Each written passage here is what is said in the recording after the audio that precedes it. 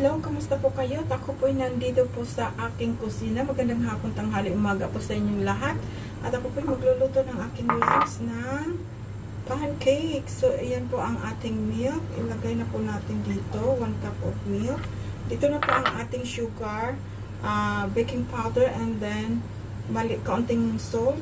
I-mix na po natin dyan sa ating wet ingredients. Tapos, isang kutsara pong butter or mantika, ano man pong cooking oil ay pwede po, up to you po. And then, i-mix na po natin. Then, lagay po natin ang ating egg. Yan, mix na po natin ang ating egg. Lagay na po natin ang ating flour.